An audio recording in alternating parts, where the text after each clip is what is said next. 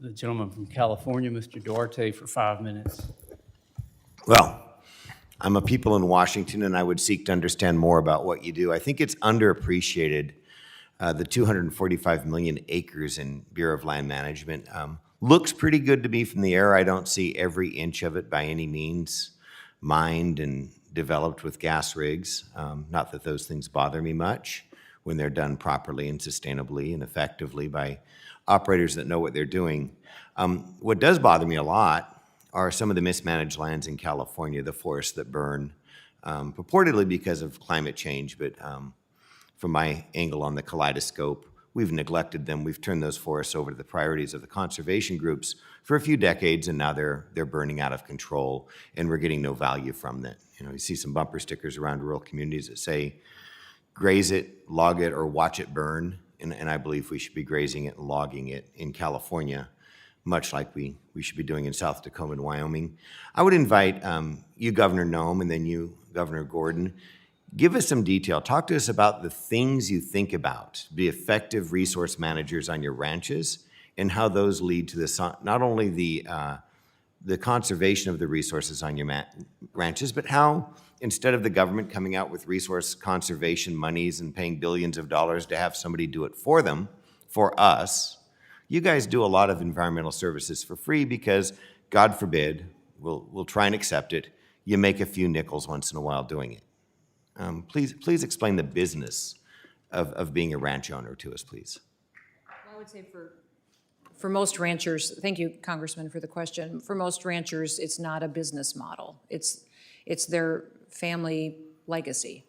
It's what their fathers did and their grandfathers and grandmothers did, and it's something that they take a lot of pride in. I think probably one of the most devastating things I've ever seen in my entire life was when Winter Storm Atlas hit South Dakota when I served here in Congress, and tens of thousands, hundreds of thousands of cattle were dead overnight because of something out of ranchers' control. And so to paint the picture that they only care about dollars and cents just simply isn't true.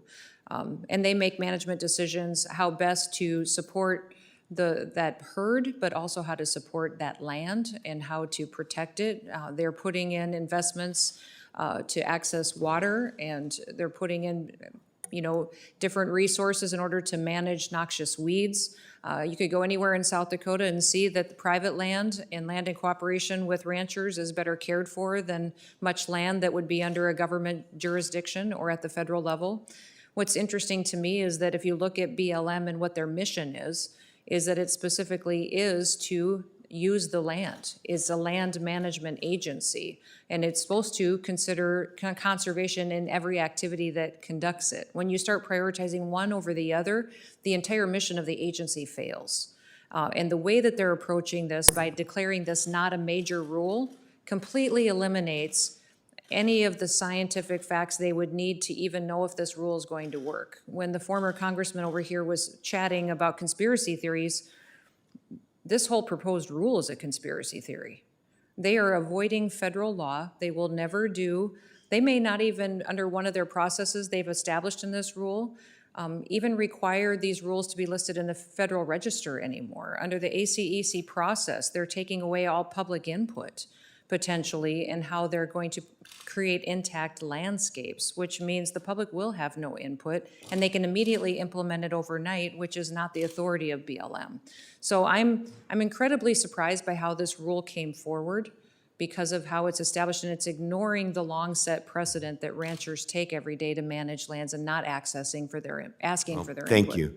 That's a great answer. No one understands ranching and government together better than the two of you. We'll give what's left of the last minute to Governor Gordon, if we can, please. But thank you very much. Well, thank you. On a personal level, when I get up on the ranch, I go out, I look at how the grass is growing. We measure it on a monthly basis. You can go to our website and see our range studies over the last several years. We take our conservation very seriously. But more importantly, wherever you go in Wyoming, and I'm thinking of the Thunder Basin, Congresswoman Hageman knows it well, Secretary Perdue came out and actually took a ride through the Thunder Basin National Grassland and visited with the ranchers there because he wanted to see on the ground what was going on. You can't do windshield management. You have to look at the ground. You know that as a farmer yourself. And what's frustrating about this rule is it'll put in place all of these sort of constrictions on management. And as I mentioned before, it would inhibit our ability to be able to improve the range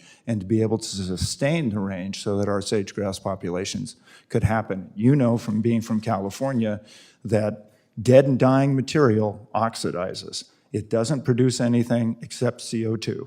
And that either happens over time or it happens in a fire. Out on the range, there's lots of ideas in the world. We all learn from each other in farming and natural resources of all types, many businesses actually. Do you categorically dismiss perspectives because of political party affiliation? Absolutely not. We don't get that ability as governor. As No. a governor, you need to get things done and accomplished and do what's best for people, and we work on a bipartisan basis every single day. Do you feel you're able to listen to an idea or perspective and give it merit based on its... The diversity of that perspective helps us make better decisions. When we hear those different opinions, we make better policy decisions. And there may be things that the governor and I don't agree on, and there may be things that a governor in Colorado and I don't agree on, but we find a way forward. Even though you're in the same political party, you don't always agree? Gentleman's time has expired. I'm going to have to move on to the next question. Recognize the gentleman from Arizona, Mr. Gosar, for 5 minutes. Thank you, Governor Noem.